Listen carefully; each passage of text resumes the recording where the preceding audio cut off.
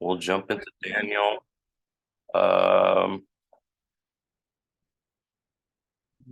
Daniel 12. Here we are. Um,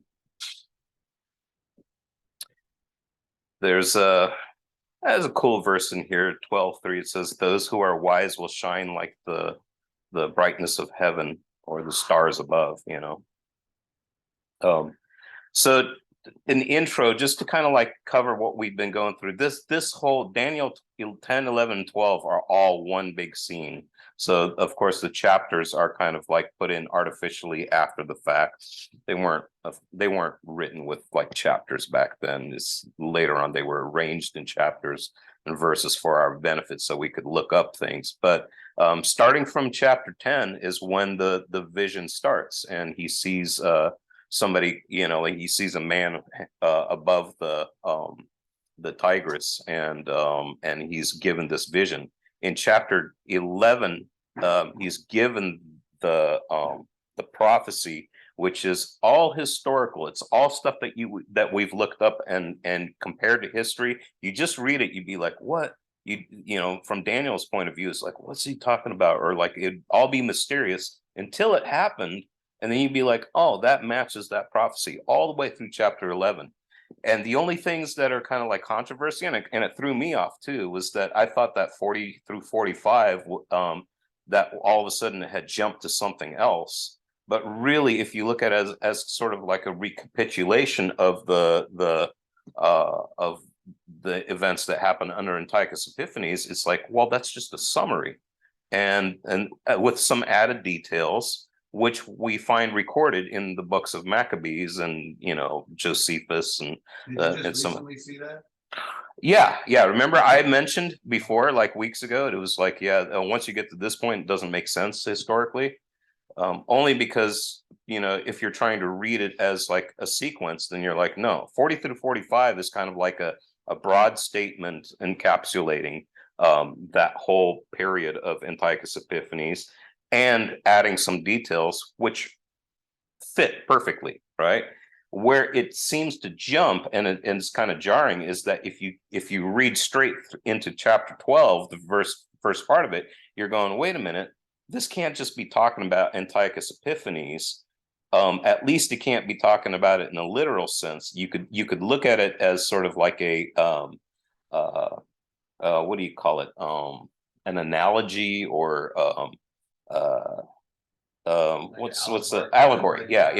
yeah. I think allegory is like the best way to describe it, because we kind of understand what allegory is. So you could look at, and you can even look at chapter 12 as being allegorical in a way of the Antiochus Epiphanes event or the historical event.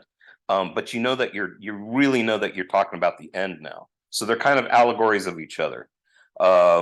That's kind of the way I'm seeing it. And once you kind of settle into that, it kind of brings, I think, a lot more clarity to the rest of the prophecies in the book and makes it a little bit less confusing. We'll see those part. I'll bring up some of those things a bit later. So yeah, I actually wrote down allegory, didn't I? Any continue? I didn't see that one. Yeah. Any continuation from the prophecy previously has to be allegorical of the time of the end. So we're going to take these a verse at a time, but I just kind of want to read this as one section here. Actually, this is a very short chapter anyway, so we can do this. It says, "At that time shall arise Michael, the great prince," that's the archangel Michael, "the great prince who has charge of your people." So we've seen this whole use of the prince language throughout the book as being a ruler of some kind or somebody, or usually like either a angelic or demonic um, force that's controlling a nation. The prince of Persia, the prince of Greece, or Javan, who has charge of your people. So you would think Israel, but it looks like Michael just has charge of just the people of God, period. "And there shall be a time of trouble such as never has been since there was a nation till that time." I think maybe from Israel's point of view, you could be talking still about, what happened under Antiochus Epiphanes. But at that time, your people shall be delivered, everyone whose name shall be written in the book. here you're going, everybody's written in the book. This is all language now that's about, the final judgment, right? Yeah.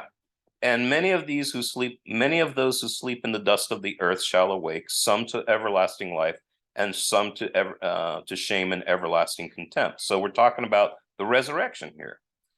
And those who are wise shall shine like the brightness of the sky above, and those who turn many to righteousness like the stars forever.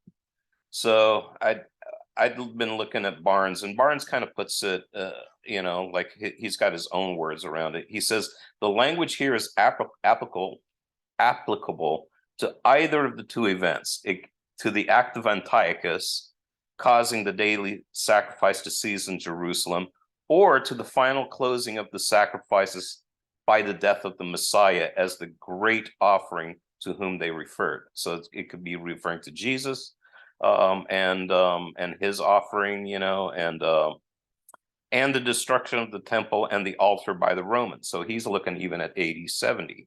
The view taken in the interpretation of this passage will depend on the question to which of these there is an allusion here by the angel, or whether there is an allusion to both. So is there an allusion to both Antiochus Epiphanes, or is there an allusion to the Roman time, or is there an allusion to the end times?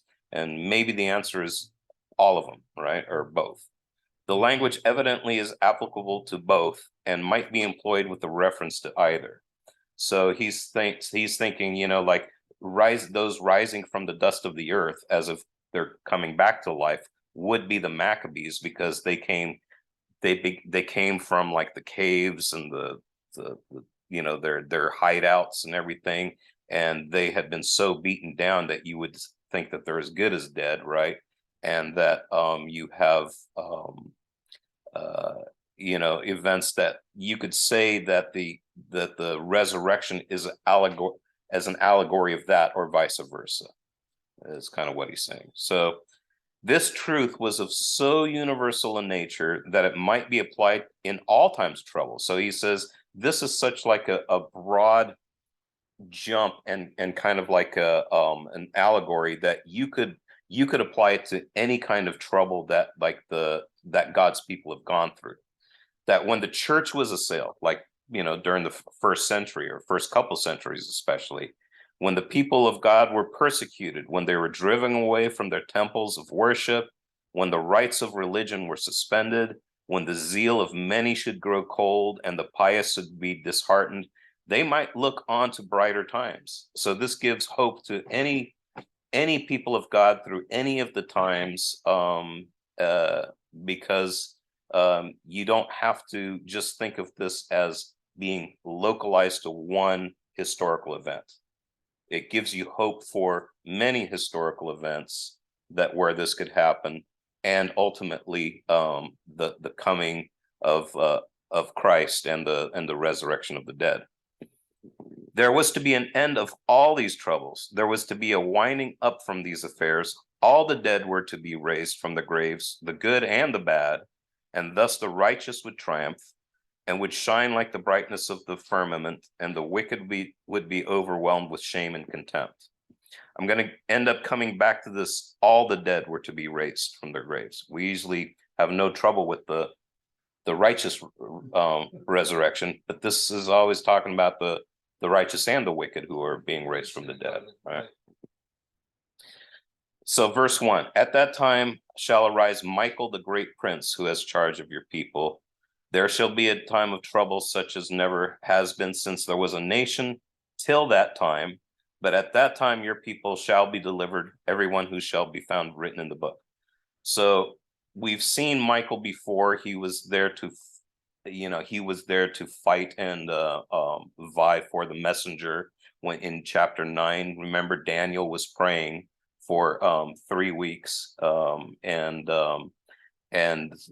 he had a messenger come to him and say, look at from the day one that you had applied yourself in prayer and humbled yourself before God, you were heard back then, but it's taken me a while to get here, And unless Michael had stepped in, I don't know if I would have made it. He had to, well, he's not saying that exactly, but he's saying Michael had to come and really fight with me in order for me to come here. So, and we also see Michael, of course, at war in Revelation 12 when he's fighting the dragon and the dragon's angels. So many of those who sleep in the dust from the earth shall awake, some to everlasting life, and some to shame and everlasting contempt. Romans 5:9 says, "For just as though the disobedience of the one man." So, okay, here's the thing. What gets many people off is this: many of those who sleep in the dust of the earth shall awake. It doesn't say all, right? There's a couple of things here to bring up. Well, first of all, here in Romans 5:19, the way that Paul uses all, it says here, or it uses the word many, for just as the disobedience of one man, the many were made sinners, so also through the obedience of one man, the many will be made righteous. It's kind of talking about the masses. It could be talking about like the multitudes of those who sleep in the dust of the earth shall awake.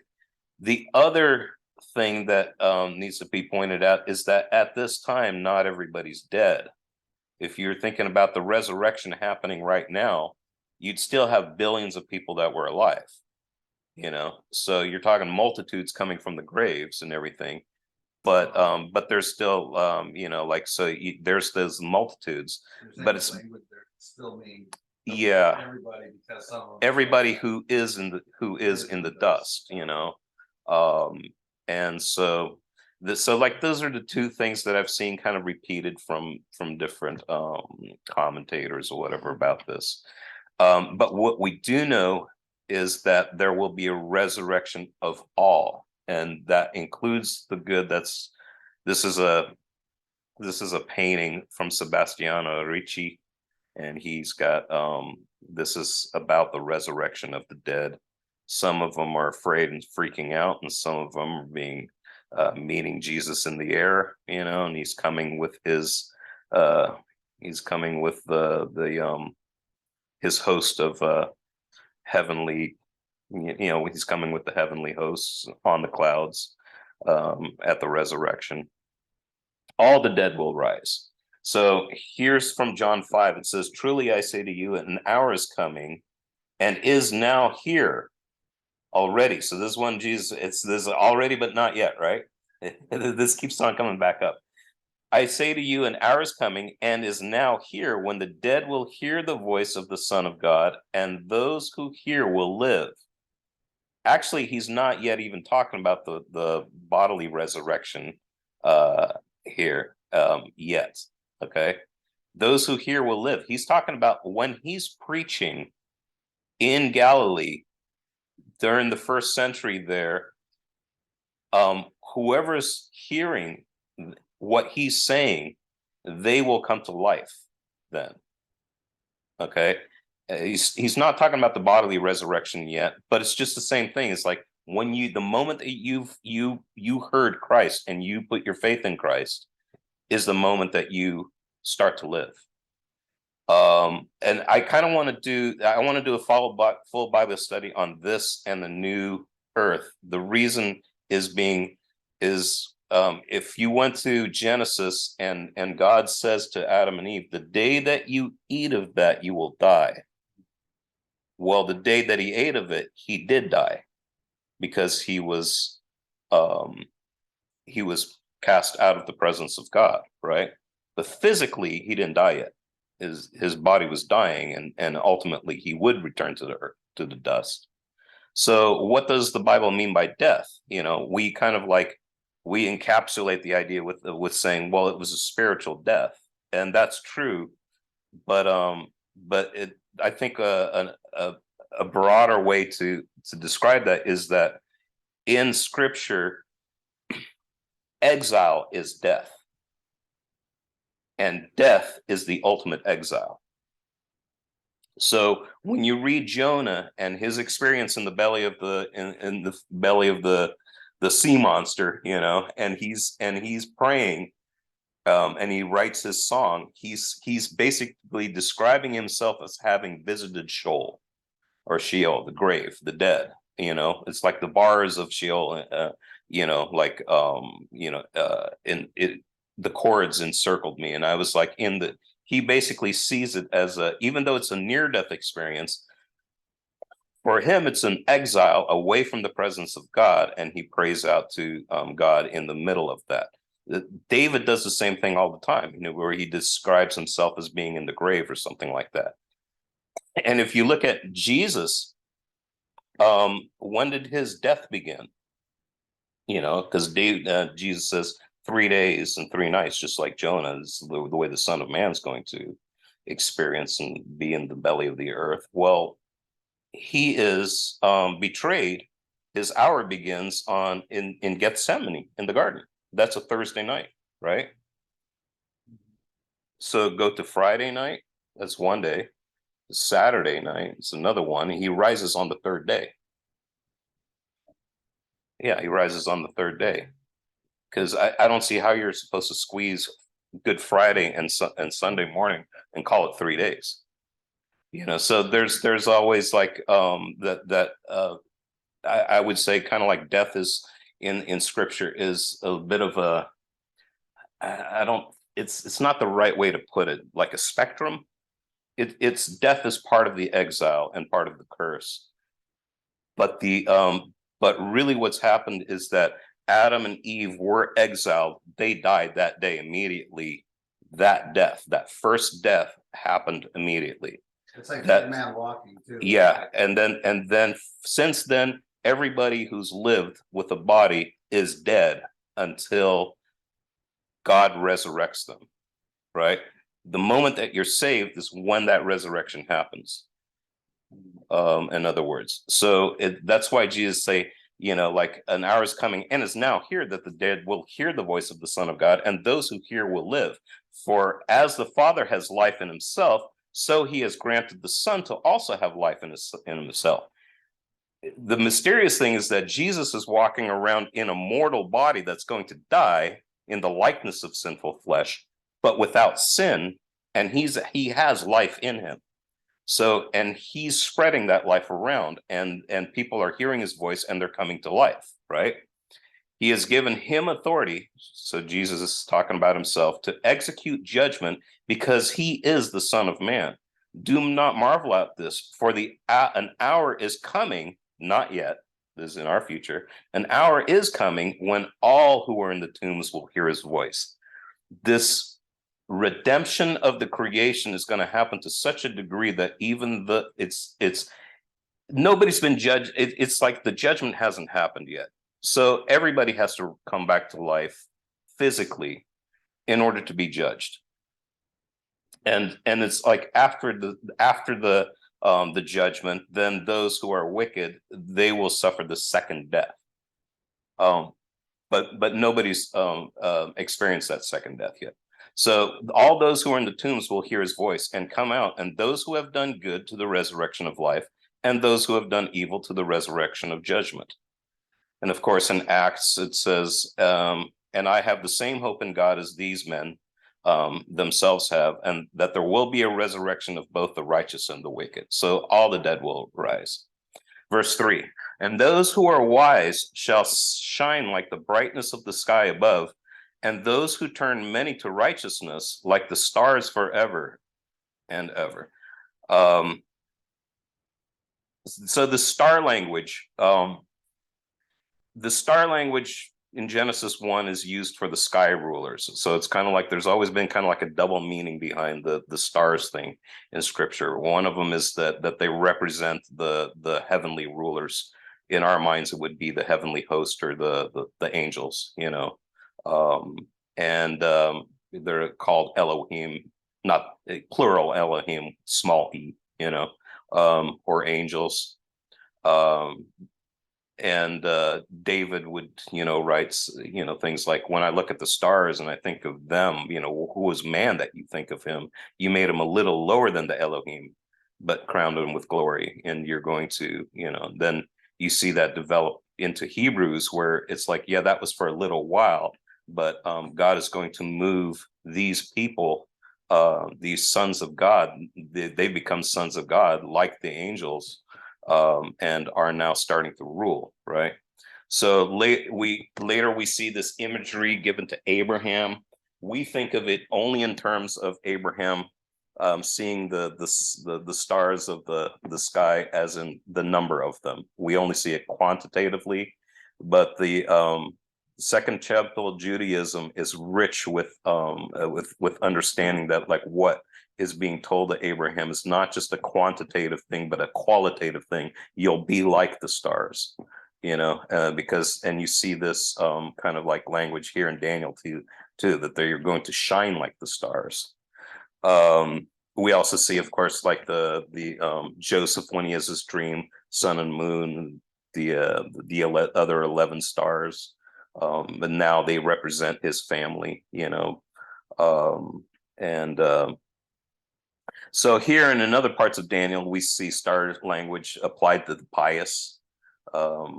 Stars were thrown down in one chapter. I forget where it was, but that was as a prophecy that, like, many of those who were the righteous and the pious were going to be killed by whatever antichrist figure, and we see that, and I think that, like, when you get to Revelation 12, when the dragon throws down a third of the stars, it's not even referring to angels at all.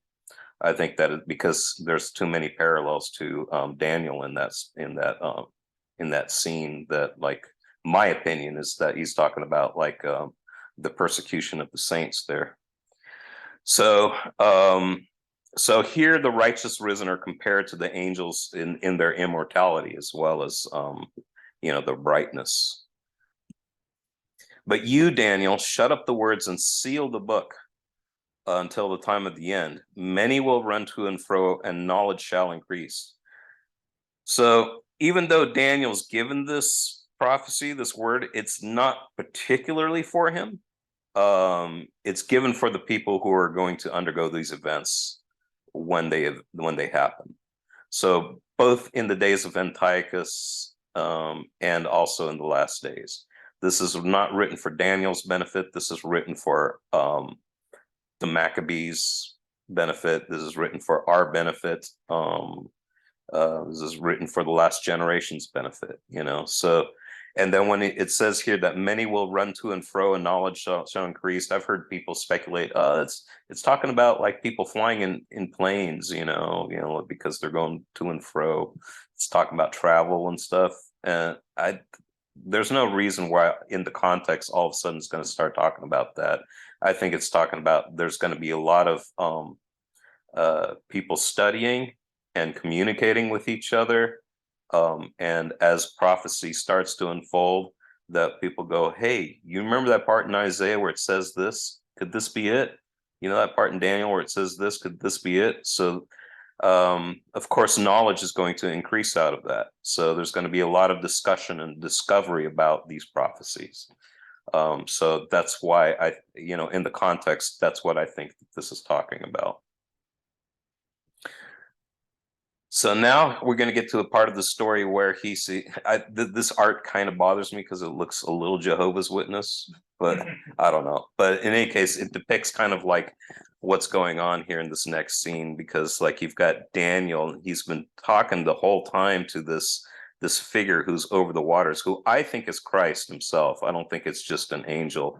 And then you see these other two men on the shores dressed in white, who are angels, and they're kind of like talking to each other and to him and everything, and they've been kind of overhearing what's been being said to Daniel, and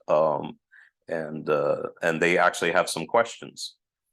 So then I, Daniel, looked, and behold, two others stood, one on this bank of the stream and one on that bank of the stream. And when someone said to the man clothed in linen, who was above the waters of the stream, how long will it be till the end of these wonders?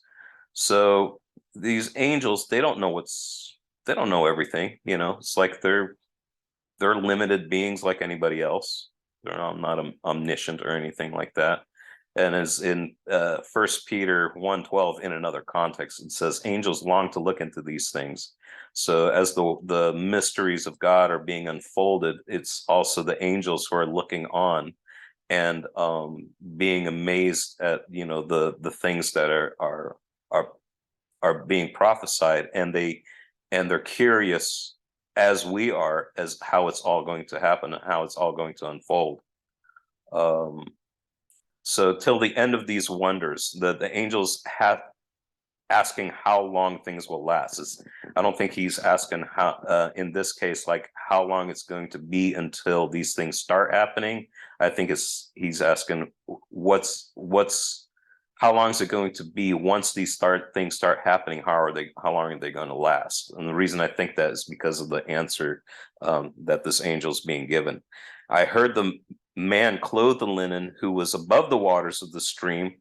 He raised his right hand and his left hand towards heaven and swore by him who lives forever that it would be for a time, times, and half a time. What he's talking about here is a year, 2 years, and half a year. So 3.5 years, right? Have you ever heard that? Time, times, and half time? Yeah, but just the way they. Yeah, right. Yeah. So like, How do we know it's a year and?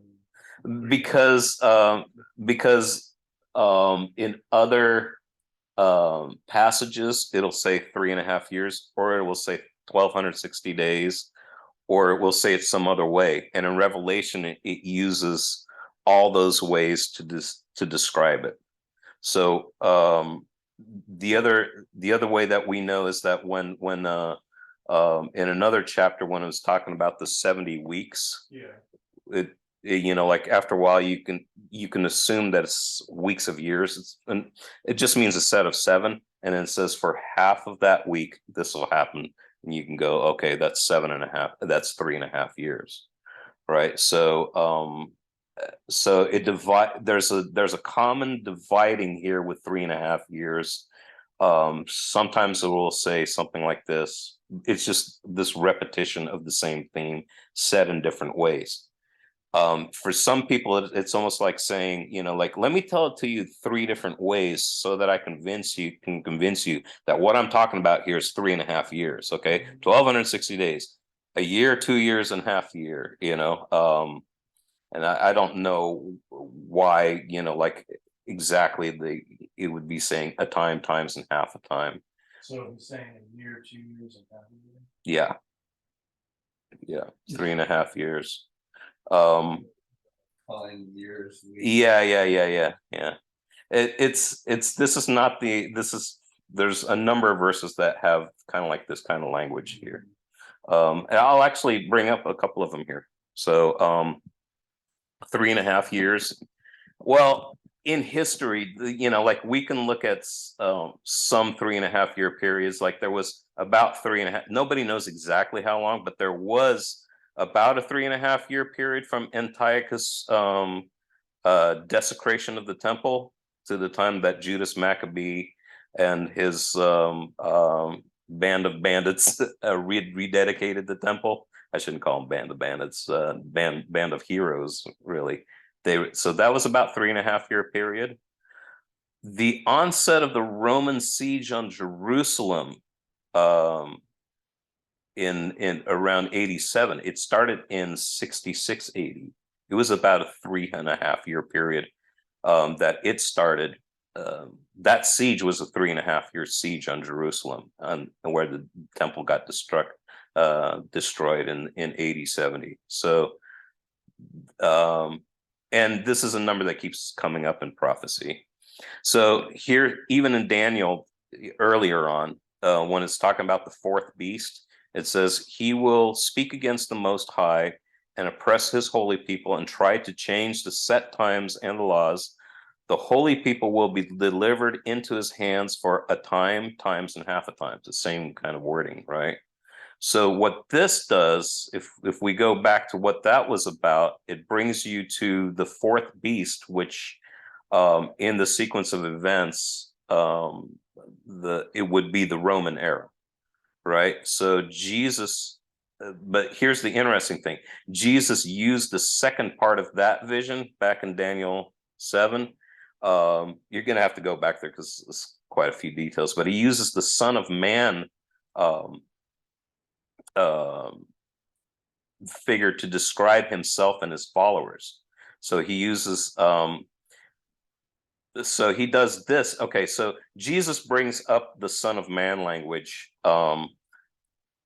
and the night before his crucifixion, when he's in that mock trial in the Sanhedrin, and he tells the high priest there, from now on you will see the Son of Man sitting on the, riding on the cloud, coming on the clouds, and being seated next to the Father, at the right hand of the Father, which is the vision in Daniel 7. Jesus uses his persecution and his crucifixion and that mock trial and that whole thing to tell them this is about to happen now. And they are going, and they're like doubly mad at him, first of all because he's calling himself the Son of Man, and they understand that's the messianic figure who's being seated at the right hand of the Father. I mean, that's sharing the throne with God. It's like practically like calling yourself God in the first place. But second, because he is kind of painting them as part of that fourth beast. It's kind of like if I'm the Son of Man and you're about to kill me, then you are taking the place of the beast that was trampling the people of the Son of Man back in Daniel 7, right? So he's kind of turned it around from like what people would have thought about it, or especially what the priests would have thought about it. So Stephen has this vision of the Son of Man. He sees, I see the Son of Man standing at the right hand of the Father right when he's getting stoned, right? And so it's kind of like that theme gets repeated at the scene of the first martyr, right? So it's kind of like, if you read Daniel 7, it's ambiguous, but you would think that the Son of Man comes after all of these people have been persecuted. What's happening in Jesus's time and his disciples on out is that the Son of Man has been put on the throne, and then his people are starting to get martyred, but they start ruling with him. So he's saying that my followers and the ones that you're going to persecute are the ones who are going to rule with me. So if you read Daniel 7:25 and think about like how Jesus is using it, then you're like, yeah, he's putting them as in the position of that fourth beast. So the victims of this beast are Christ and his martyrs, and the beast includes the Romans and the Jerusalem system of the time, the religious leaders at the time. But I think it includes all the parts of the beast that would persecute believers from then on. So here is a usage of times and half a time here, and you're going, okay, this brings you to a different part in history though. So you keep on like hearing this 3.5 years period, but you're going, wait, it's not, it doesn't seem to be localized to one particular thing. And some people think that this 3.5 year thing is brought up as like, this is kind of like the time for a great tribulation. But I think there's also an ultimate time where we're going to be looking for a 3.5 year period. It's not a 7-year period. That 7-year period is concocted from the 70th week of Daniel thing, but there's nothing that tells you that the tribulation is a 7-year period. There's always, if there's any kind of a number attached to a great tribulation period, it would be 3.5 years. But it could be a representative number, kind of like 40. And he shall make a strong covenant with many for 1 week.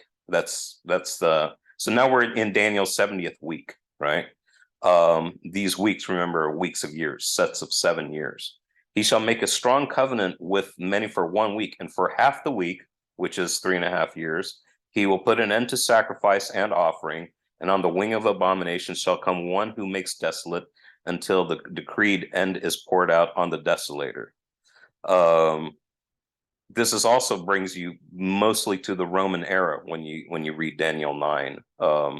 Jesus seems to refer to this destruction of Jerusalem in this context, but Jesus himself may be the one who brought an end to the sacrifice. There's a lot of back and forth discussion about this, and I'm not going to get into that. You can look up the Daniel 9, because we spent a lot of time on that, but it's a little bit complex, and I don't know if I'm settled on one thing or another.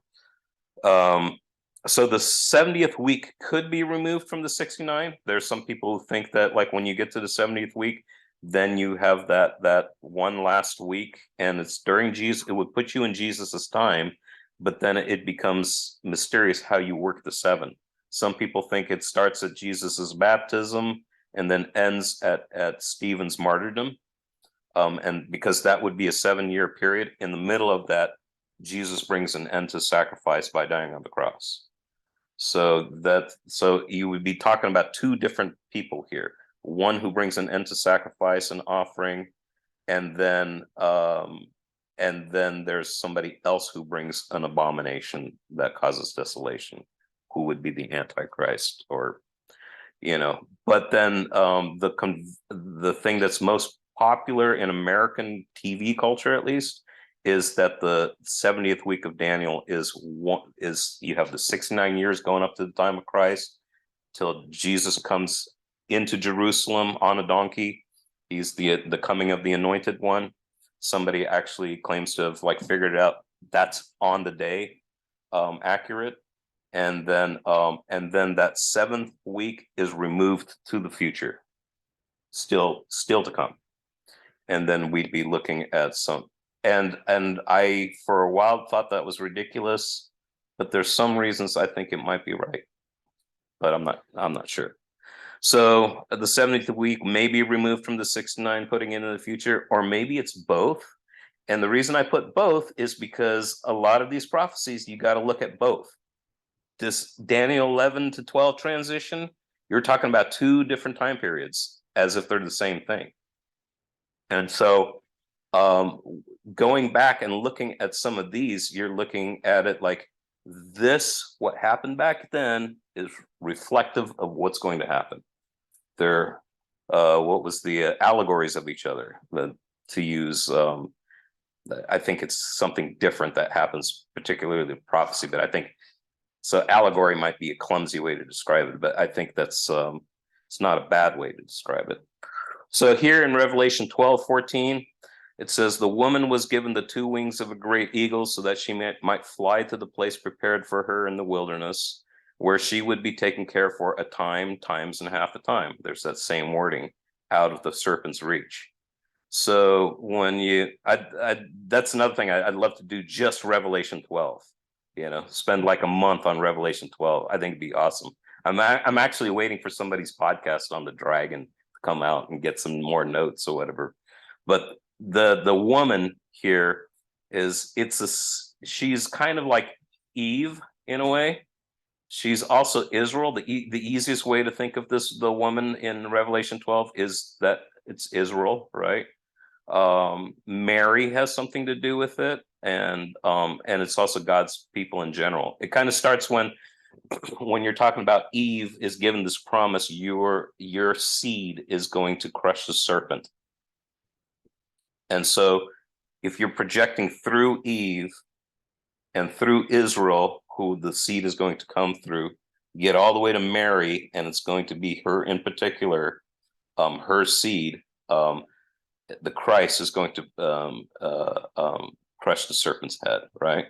So there's a lot of things represented by the woman in Revelation 12, but the imagery becomes like this flight in this section right here from Egypt. And the reason I say that is because the dragon, the Pharaoh was already called Rahab the dragon. It was a nickname for Pharaoh in Egypt. And then he's chasing her And Herod was doing something similar in Jesus' time, where he wants to go after the sons of Israel and kill a bunch of them. So that whole thing, even in Matthew, is portrayed as a revisitation of the firstborn son thing in Egypt, now being replayed. But instead of running away from Egypt, they run to Egypt. And now Judea has become the new Egypt, and Herod is the new Pharaoh. So but in any case, you have this times and half a time, and the wilderness testing was for 40 years for Israel. It's 40 days for Jesus. This going out into the wilderness idea. So what's the 3.5 years about? Because it seems that 40 years or 40 days is a time of testing. 3.5 years seems to be like a time of testing as well, but it seems especially to do with persecution. Persecution of the saints or the righteous. So verse 8, I heard, but I did not understand. Well, I can't blame him. Then I said, oh my Lord, what shall be the outcome or the end of these things? And he said, go your way, Daniel, for the words are shut up and sealed until the time of the end. And again, it's kind of like, this isn't all just for you, Daniel. The events themselves will reveal the meaning of the prophecy. In other words, once Antiochus Epiphanes showed up on the scene, anybody who was paying attention could dig up Daniel's prophecy and see what was going on. But here's the point of all this. It's because we can trust the things pertaining to Antiochus, because we saw how accurately that was described in chapter 11. We can trust the things pertaining to the time of the resurrection. Because even though it makes that jump into chapter 12, we can look back and trace all the historical events in chapter 11, but it gives us confidence that what's being spoken of in chapter 12, even though it hasn't happened yet, that it is going to happen, right? So the benefit for us from many prophecies of events that were in the future of the original audience, but already happened for us, I should say, is threefold. First, it gives us confidence in the trustworthiness of the scripture, because we can see in retrospect that those events did indeed occur. Okay. Second, it strengthens our faith that God is always in control. He's telling you the way it's going to happen, not because he's like, because I'm going to lose control at that point and that's going to, no, he's had control over it the whole time. He had control of the whole situation with Antiochus Epiphanes. And he's just saying, this is going to happen. When you see these things happen, it's there in prophecy. And you know that I already told you about it, so that when these things happen, you know that I haven't lost control. You can still trust me in this. Okay, but you do have to be faithful to the end. So it's that.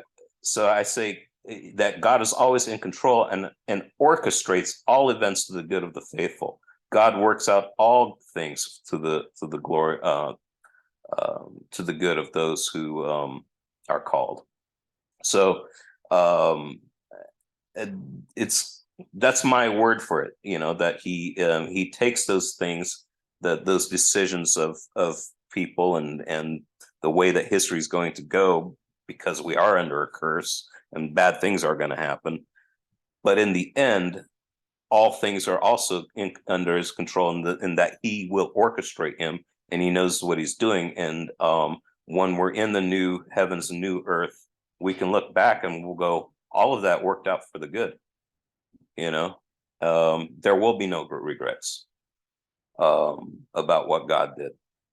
Third, these past events are presented as models and types of the ultimate things ahead. These aren't just prophecies of random events. They're all portraits of something that will happen in the future for us.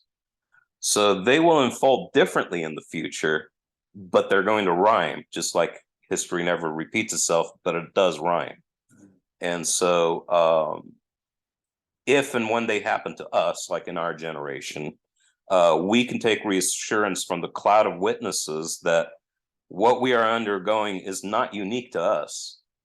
And that as back then, God is working out his plan to our victory. So we can always be confident in what God is doing. It says, many will purify themselves and make themselves white and be refined. But the wicked shall act wickedly, and none of the wicked shall understand, but those who are wise shall understand.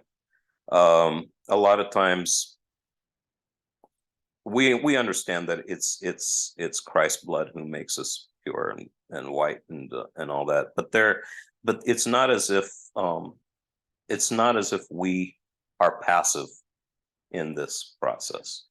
We're active participants in this. And you get the same kind of language in Revelation 7:14. It says, these are the ones coming out of the great tribulation. They have washed their robes and made them white in the blood of the Lamb. So it's like there has been a process here where you are responsible for your own purification. You're given the tools and the grace to do it, but it's still but you participate in this and you do make yourself pure. And these trials and tribulations, probably in the mind of people who have gone through tribulation and trials for the sake of Christ, I wonder if they think that it's like, how do you do it any other way? Like, for real, It'd be hard for them to imagine our life. yeah, it's like, how do you live a life of comfort and the ease, whatever, and never have to be confronted about your faith or threatened for your faith? How do you really make yourself how do you really refine yourself in that kind of a situation? But that is starting to happen. Has started. Yeah, right. Yeah, you can't talk about it at work. You can't. Exactly. Yeah, there's a degree of it. That's interesting because even in Passover, they had to kill, what was it, a lamb, right? And put the blood. I mean, some of the families, that might have been a big cost for them, like to kill a lamb. Then, I mean, I wouldn't have a problem doing it, but a lot of problem people to kill an animal, like they had to do something. Right. And like we are saved by the blood of Jesus, but it does that's a sticky situation. Right. Because are we saved because we chose to, or are we elected? I don't want to get into all that. Yeah. But like they didn't just have to say they believed that God would pass over. They had to actually do the action that showed. Right. Yeah. Like if they didn't have faith that the blood protect them, they wouldn't have put it up. Yeah. Faith is as much faithfulness as it is belief. That's what we in that Hebrew class on Wednesday nights, we were learning this word shmag, I think it is, and in how the Israelites would have understood the Hebrew of faith. If there wasn't any action to it, like we say easily, oh yeah, I believe. Right. But they didn't see the word believe as, if you didn't do an action, it meant you didn't believe that actually. So yeah, it's believing loyalty and the way that works out in your life. I was thinking the other day, like, if all of a sudden it's kind of like, oh, Jesus is coming back right now and he's going to judge the living and the dead, right? The most comfortable position that you could be in at that time is if you underwent persecution for his name. You're like, man, I was put through the ringer to uphold your name, and I'm glad you're back. You know what I mean? If it's kind of like I mean, like for somebody who's like been, tortured or abused because of their Christianity, that's a pretty good place to be in, when Jesus comes back, or at the judgment, right? Yeah. So I think, yeah, like there's going to be a lot of people who are a little bit uncomfortable, and then some people are like, oh no, thief in the night. The experience is like, not, like, oh my gosh, rocks fall on us because the day of the Lord's come, but yeah, persecutions and trials and tests refine your faith as gold is refined by fire. It is that fire that will refine it. On the other hand, the wicked, they have no discernment in these matters, and they don't follow the wisdom of the Spirit and will continue in their folly. You know, they're not going to change. Finally, it says here, I think, oh, it's not the last verse yet. And from that time that the regular burnt offering is taken away and the abomination that makes desolate is set up, there shall be 1290 days. So the 3.5 years always assumes like a Jewish calendar of 360 days for that time, right? So this is like 3.5 years plus 30 days using the 360-day year. I don't know what it means. I've seen all kinds of charts and diagrams and explanations. I'm just going to leave this one. I think it's one of those things you don't know until you're there, you know? And then finally it says, blessed is he who waits and arrives at the 1335 days, but go your way till the end. You know, it's like, this isn't pertaining to you, Daniel, but I am giving these numbers out for somebody who will go through this someday, right? And you shall rest and you shall stand in your allotted place and at the end of the day. So 3.5 years plus 75 days, whatever, for all it's worth. I don't know. But I like the allotted place. You know, you'll rest, and at the resurrection, you'll get your allotted place, which has to do with rulership. You know, it's the inheritance of the kingdom, right? Just like in Luke 19:17 in the parable of the faithful servant, you know, he says, well done, my good servant. His master replied, because you have been trustworthy in a very small matter, take charge of 10 cities. You know, every time when you see that Jesus is rewarding somebody, it has to do with rulership. So that is the reward. That is the reward. 100% of the time that I've seen. But you know what I see whenever I see this, there's a whole lot of people Uh-huh. who are going to be ruled. You know Yeah. what I mean? Yeah. So the being given charge, that's like a very small select. Yeah. I wouldn't mind being in Danielstown, you know, or in that Well, wherever we're at. Yeah. I don't know if I'm going to be in charge of much, but like I wouldn't mind being in the city of somebody who you know, underwent like heavy persecution for their faith. That's they deserve that, you know, so to speak. But yeah, I hope that like in the end I'm faithful enough to be rule over something, and pretty much that will happen for you know, for us, for any son of God. So we're trying to imagine what that would even look like. Yeah, well, we think, you know, like if you just think you die and you go to heaven and that's it, then you're going to have a hard time seeing it. But if you believe in the not just the physical resurrection of the dead, but also the new heavens and the new earth and the redemption of all things, then you're going, okay, there's history after this, and it's only just beginning from that point on. You know, there's going to be cultural and civilizations, but it's going to be done God's way, and it's going to be much better. And I think we'll that's it for today. I really want to do a thing on Wait, is that the end of the chapter? That's the end of the chapter. That's it. That was Daniel 12. I mean, that was the book of Daniel. Finally, we're done with that, right? You definitely need to do a recap. I don't know how you're going to do a recap all in 1 week, but I'm like, yeah. I kind of want to do like a recap, like where it's kind of like, well, let's tie these themes together, you know. We went through a lot of and there's like a lot of things that like I found out, like kind of like since I started it, you know, like I started reading a book.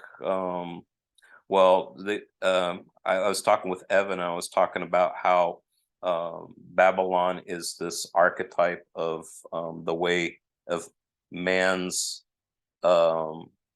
organization without God or against God, right?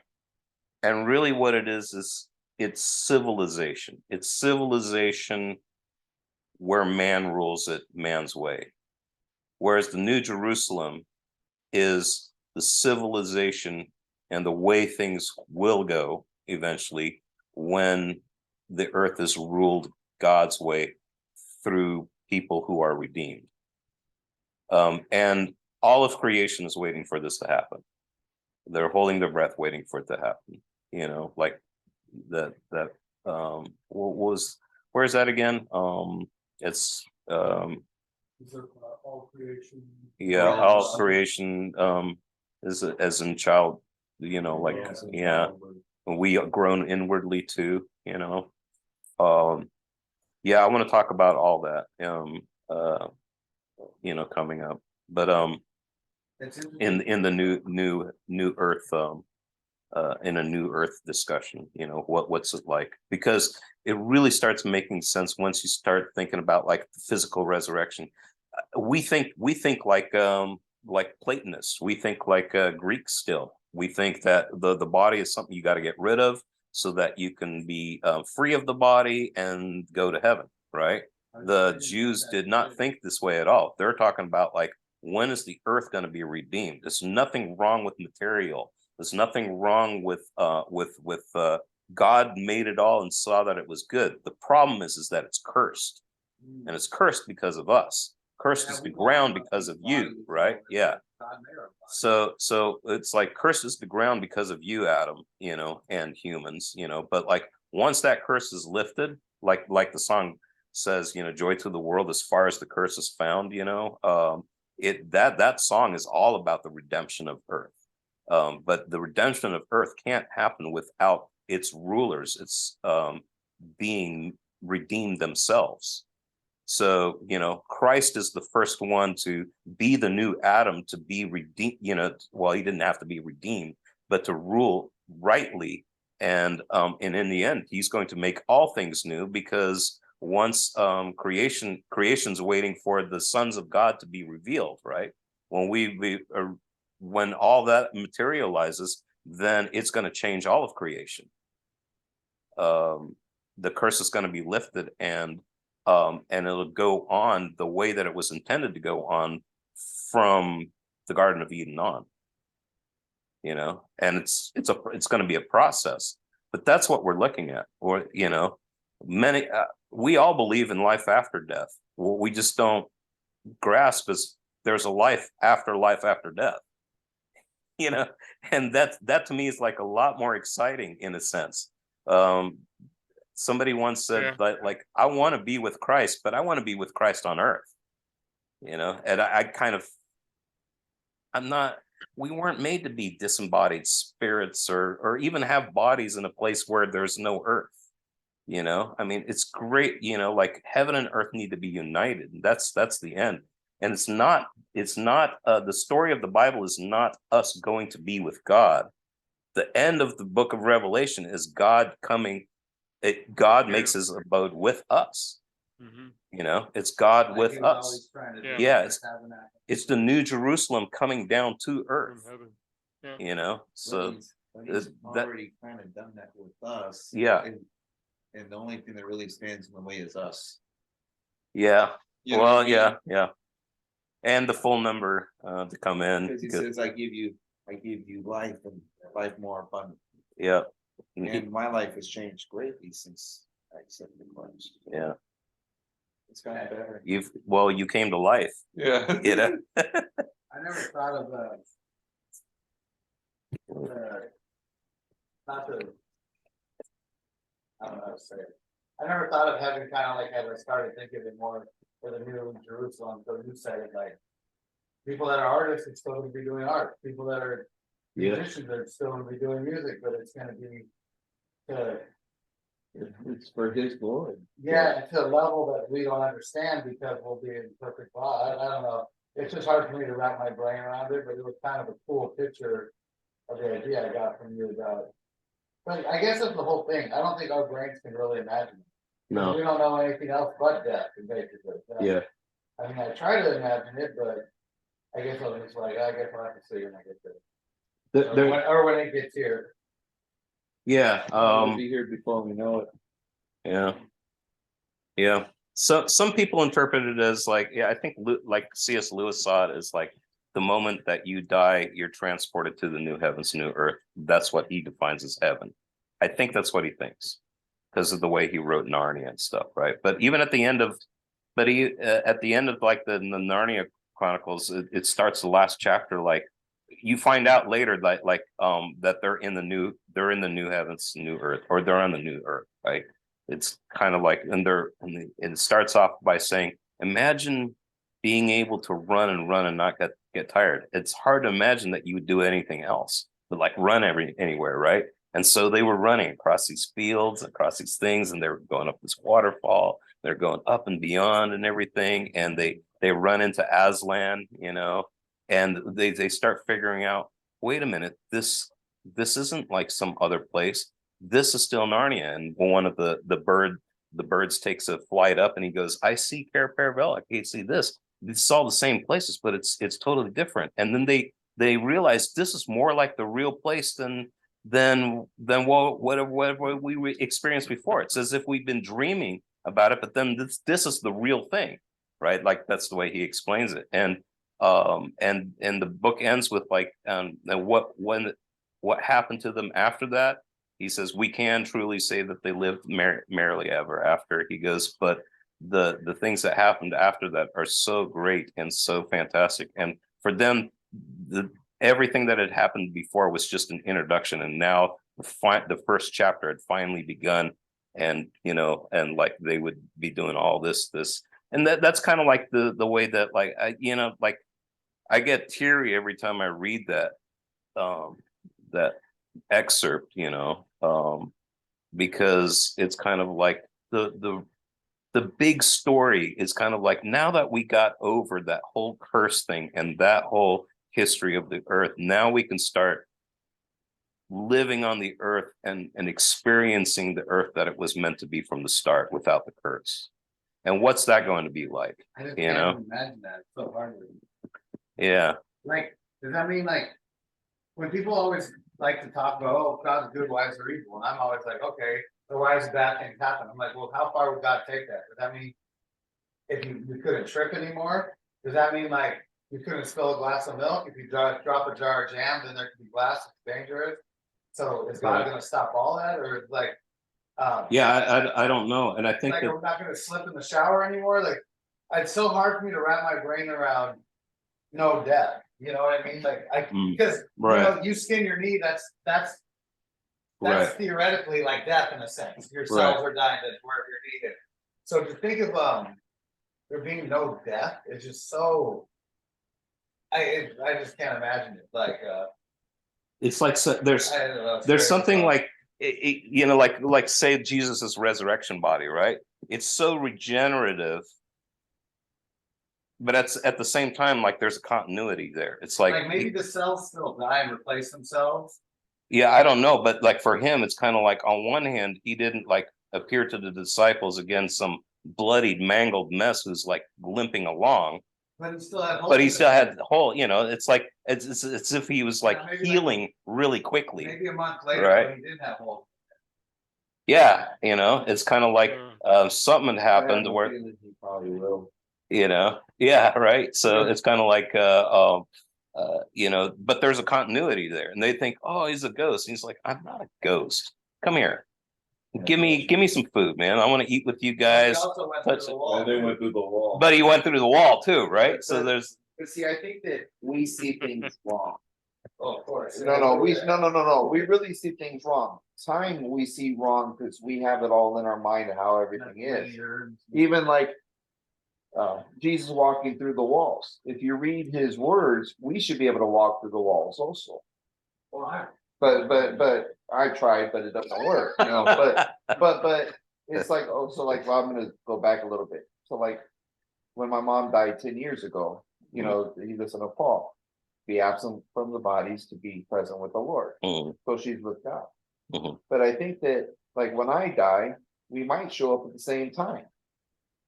I think it's possible based upon how things are written. You know, our time, we have our minds are too small.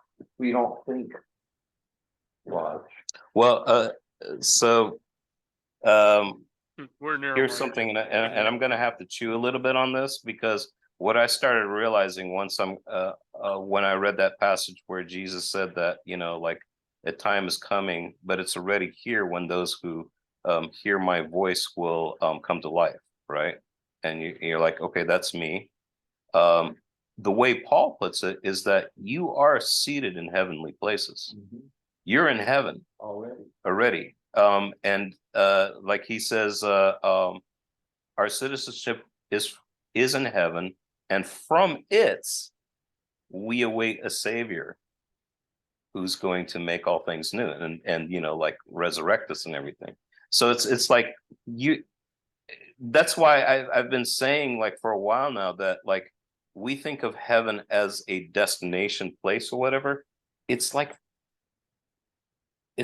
being in the courtroom. It's being in the it's being in that ruling place, the palace. Your members there. You're part of the heavenly council now.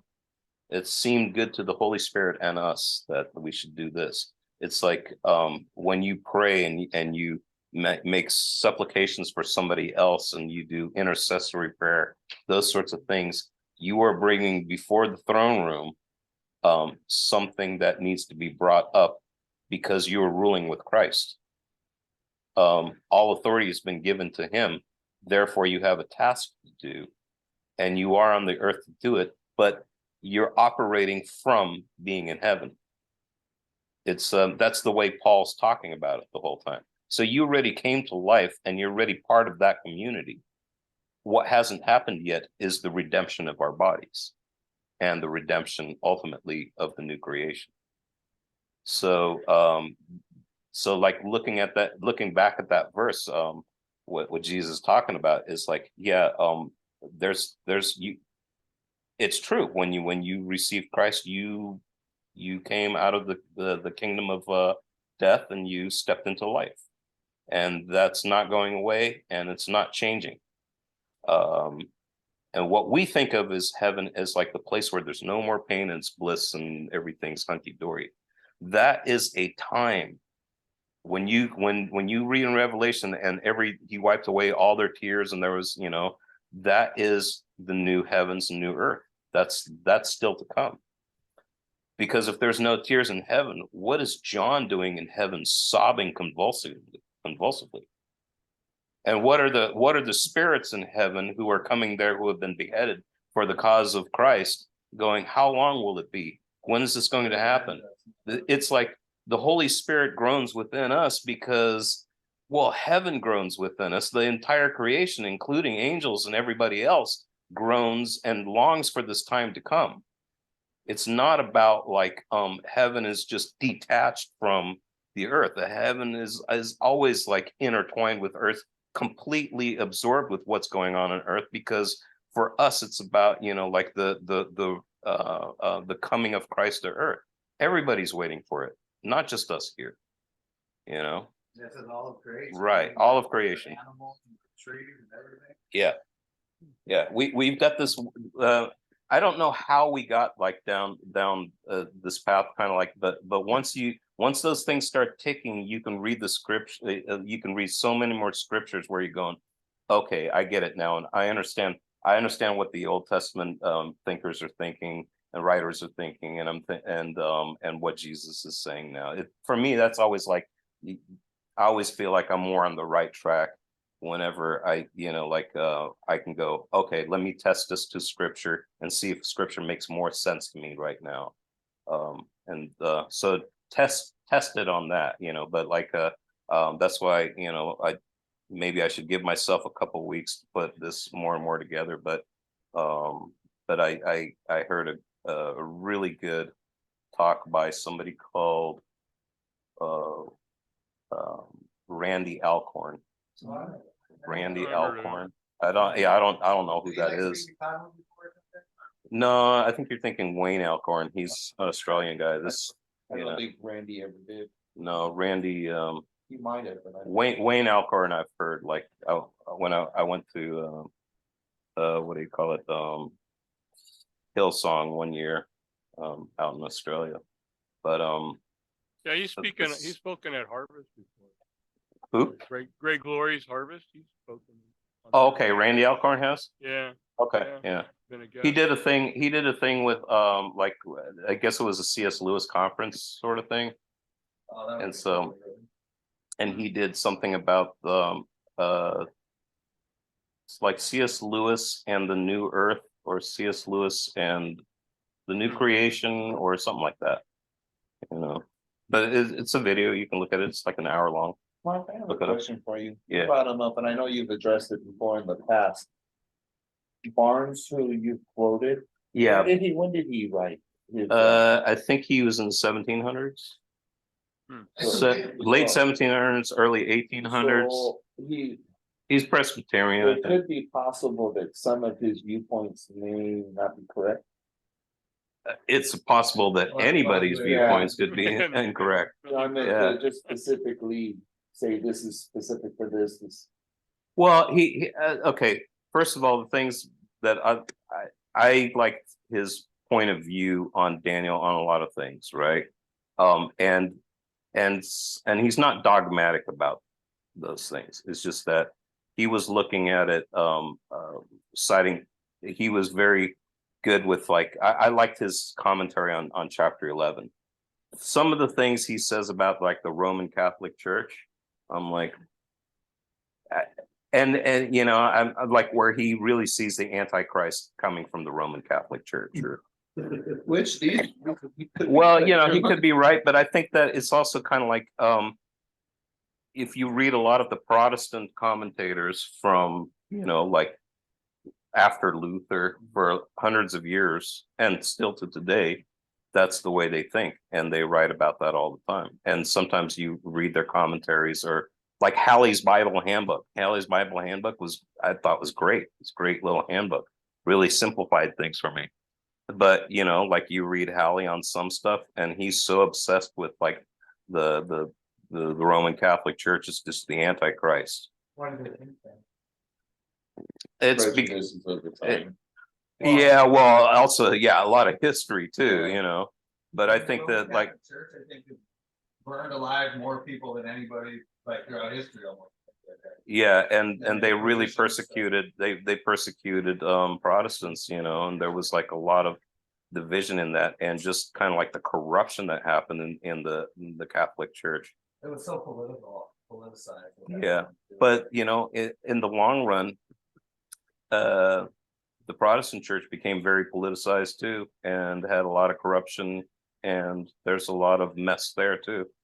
So I think that there's I think that, like, definitely there are pictures of the corrupt church that do match with Antichrist.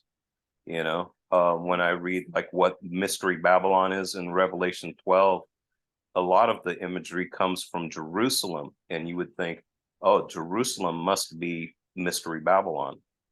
But I think that it's a bigger thing than that. I think that Mystery Babylon is all about who should be God's people and yet have turned to the ways of the world to run things the way that man would. So like I said, Babylon is like man building civilization his own way. And really, that's what happened in the Catholic Church. That's what's happened in Protestant countries too, is that people get power hungry, and they're not running things God's way.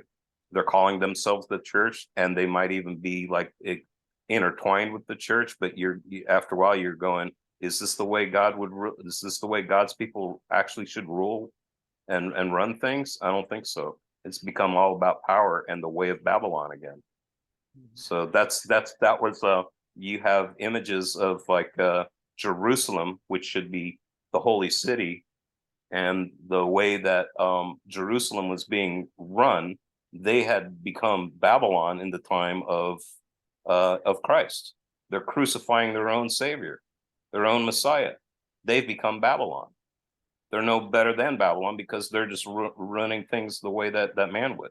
And I think that that's kind of like the point of it. So it's not like I don't think like it's specifically the Catholic Church, but I do think that, like, when you look at the history of the Catholic Church, yeah, there's a lot of things there that are Babylon and are in a way Antichrist. Antichrist doesn't mean specifically against, but instead of. instead of Christ. I think that's a big misnomer is how I grew up learning that word antichrist. Yeah, I always thought antichrist is gonna be like the guy with the pentagram on his forehead, but yeah. a lot of times, and really, the devil being a great deceiver, Mhm. it's it's he's really gonna get more people away from Christ by being a image, a false image of Christ, and instead of Yeah, it could be. instead of the anti, like how we think of it, I think it's a Lester Crowley. I want to remember who said this statement. I'm going to really butcher it, but it was kind of like, maybe it wasn't a Lester Crowley, but it's kind of like that idea, like, if you can't, we can't really get people to worship the devil, so at least we can get them to worship a false god. Something to that effect, and I don't remember who said it, but I was like, wow, that's the picture of the Antichrist. It's not going to be the devil so much as the false image of what Christ is supposed to be, like a replacement. Right? It could be. Yeah. So, Antiochus Epiphanes, you got rolling in, and he's more kind of like what you're thinking. This is just an enemy of God's people, and he wants to force them to worship some other gods, but word antichrist. So Christ meaning anointed one. So instead of the anointed one. So Antichrist instead of the anointed one. Christians are either called the imitators of the anointed one, or another rendering of it is anointed ones.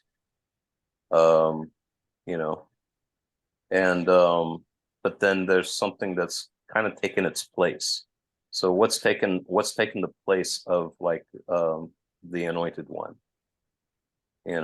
So we think of you got Jesus and then the evil anti-Jesus, but I don't think it's exactly like that. So, yeah, it's something that replaced the anointed one, and anointed one is always has something to do with ruling and being designated by God to be the priest or to be the king. The connection from heaven to earth and to rule on his behalf. But there's something that's replaced ruling on God's behalf, and it's man's doing it the Babylon way. Anyway, I think I better stop recording. Oh.